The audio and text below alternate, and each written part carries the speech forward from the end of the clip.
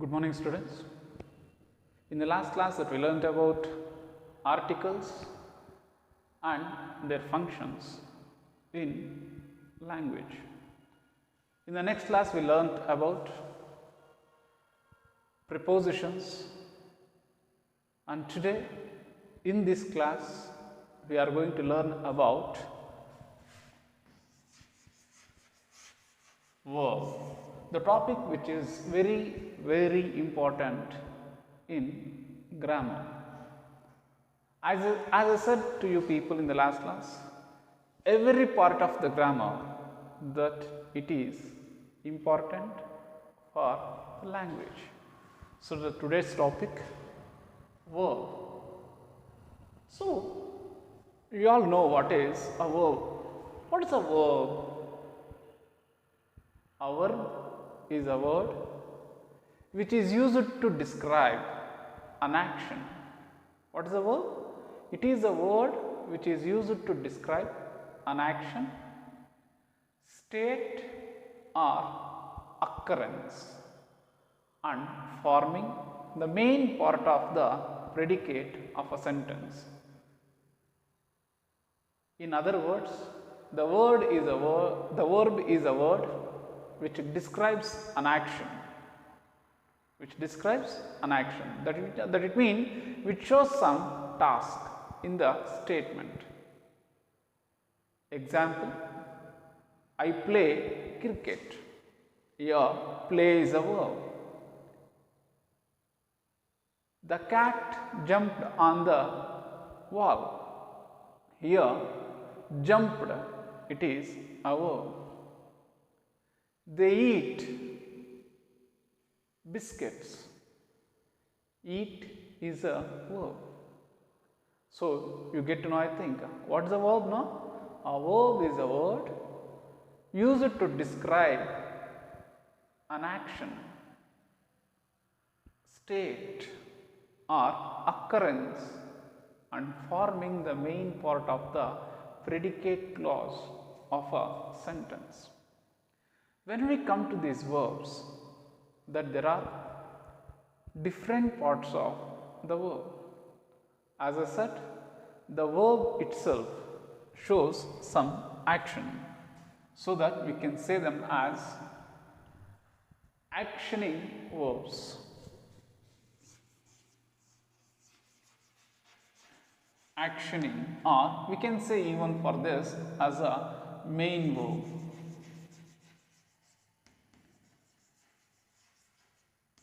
Actioning or the main verb.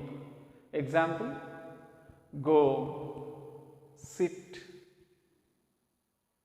skip, swim, write, etc. The next part when we come, that it is transitive.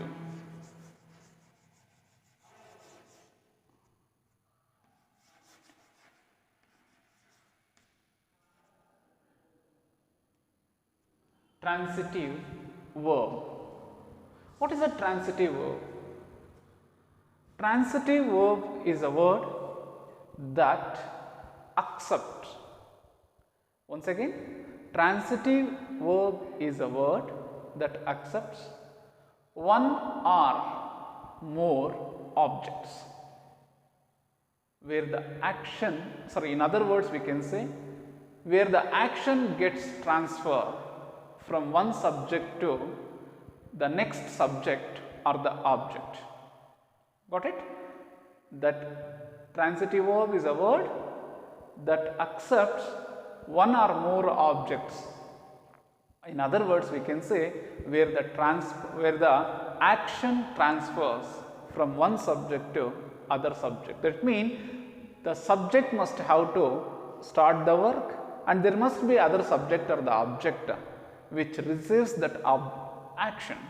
Example for the transitive verb we can give. Example, you can see that the boy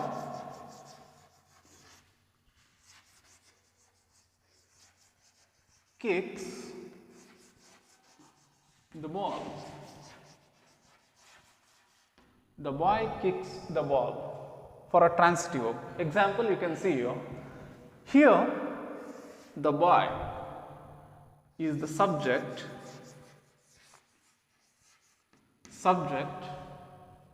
who started an action called kicks here. It is an actioning verb. It is action. Then what is the ball here? I said the boy is a subject, kicks is a verb which shows some action, then the ball is an object which receives the action.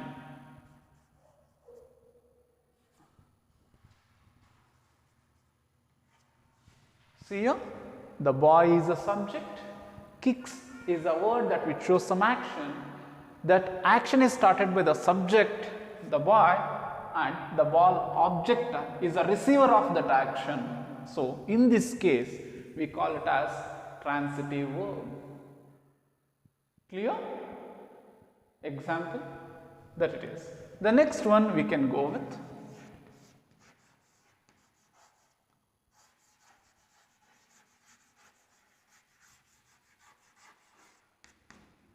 Intransitive verb. What is intransitive verb? Intransitive verb is a word that does not take a direct object. That means there is no word in the sentence that tells who or what received the action. That it means here in other words we can say where the action starts with the subject and ends with the same subject having no receiver of an action. This is called as intransitive. Example we can say the baby cries.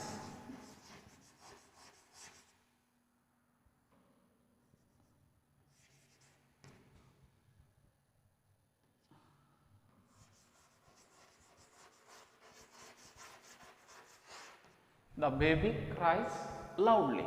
Here you can see the statement. As I said in the above statement, here the baby is the subject. The baby is the subject. Cries is an actioning verb, or it is a word that which shows an action, and loudly it indicates how often the baby cried, how the baby has cried. But there is no other object. We won't get any object which received it. Example, once again, the baby cries loudly. That means it shows the action has started from the baby, and as that there is no receiver, what happened? The action ends with the same baby. So these kind of things, or these kind of statements, or these kind of verbs are called as intransitive verbs. Not only that, still that there are different kinds of the verbs, that it is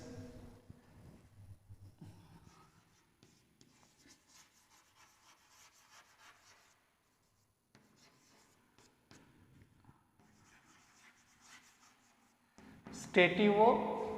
Let us see this, what is a stative verb in the regular class. The next one it is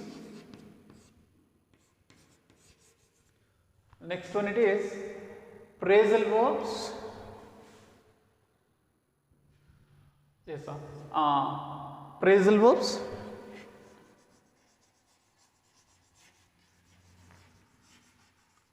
Phrasal verbs. The next we have got active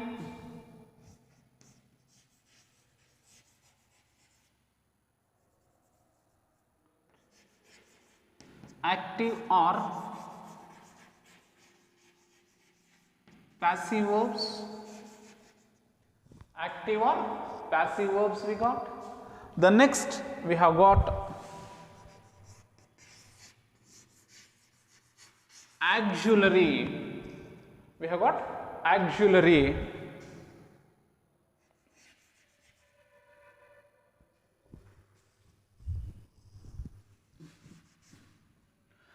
Auxiliary or helping verbs.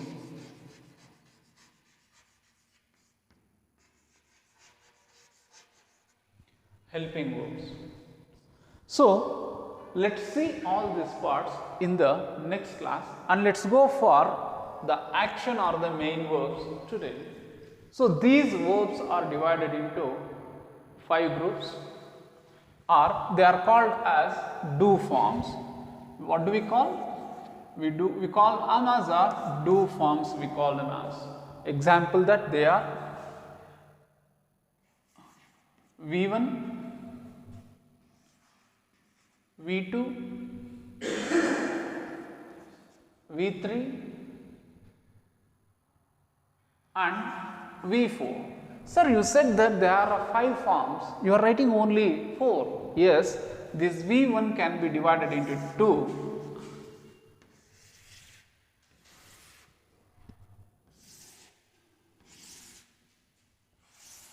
Let me to show how this gets divided into 2 later on. So, here before going to these verbs, let us see how do these verbs can be used. The verb V1 can be used in simple present tense alone. Mind it, V1 can be used only in simple present tense. V2 can be used only in simple past. Mind it, simple past alone. V1 can be used in simple present, V2 can be used in a simple past, and V3 can be used in 3 ways. It is present form, V2 past form, V3 past participle, that which can be used in present perfect, past perfect, future perfect. Then when we come to V4, it is used in 2 ways, present continuous, past continuous, future continuous, and also it can be used present perfect continuous, past perfect continuous, future perfect continuous. These examples that I will teach you in the next class. Let us see how that the 5 forms that they are going to be today. Example V1, do,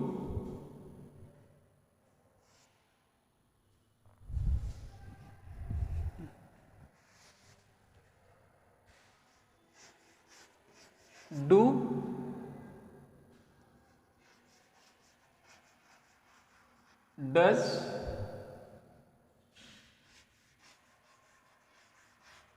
did,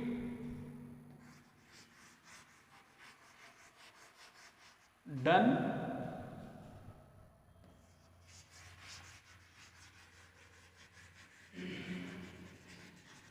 doing.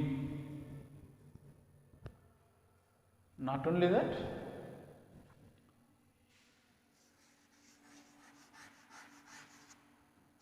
come,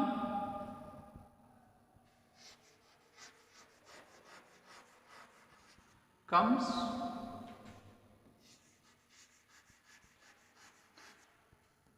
came,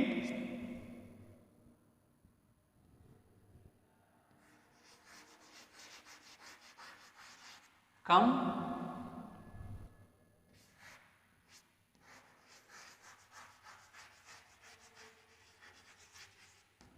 coming,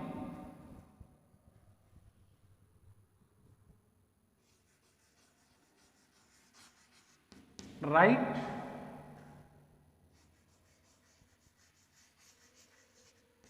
writes,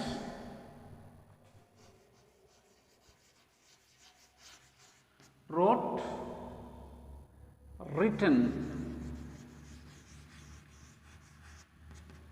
written, writing,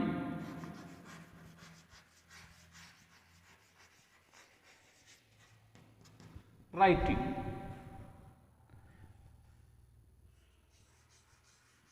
cut,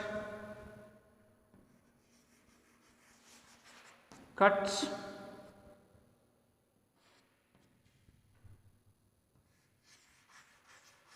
cut,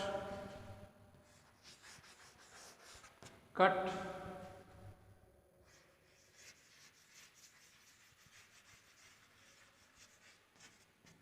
cutting. So this is how the verbs are divided into V1, which can be used in simple present alone. Let me explain in later on classes where to use do, does, come, comes, write, writes, cut, cuts. In the later on classes, that when we are going to explain about auxiliary or helping verbs, I will discuss this topic. V2 can be used in simple past tense. And you know what is the simple present and simple past? No, I think. Let me to explain how the structure of simple past tense and simple present tense will be in the next class. And V3, past participle, which can be used in perfect tense of present, past and future. V4, past participle, the present participle, or maybe gerund form, this is called as present participle, or the gerund form, this is called as, and some people call them as the ing forms. As at the end of the word of we see ing, right? They are called as ing forms too. Example, doing, coming, writing, cutting. So, as that the action goes on without having a stop for some time, it is called as a gerund, ing form, etc. And I forgot to tell you, sorry, not only this, that there are two more kinds of verbs, that it is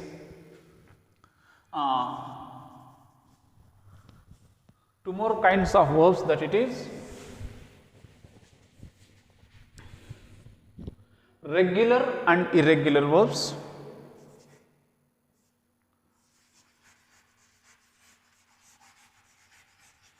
Regular verbs and irregular verbs. Let us discuss about regular and irregular verbs in the next class, what they are.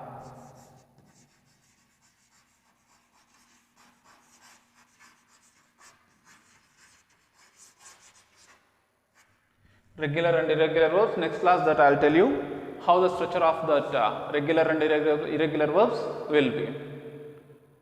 Thank you very much. And that there are some example exercises in your workbook. Once if I complete the tense in the next class, you can go through that exercises given in the workbook. So once again, thank you very much, and subscribe if you like it, and if you are having doubt, please call up to my personal number.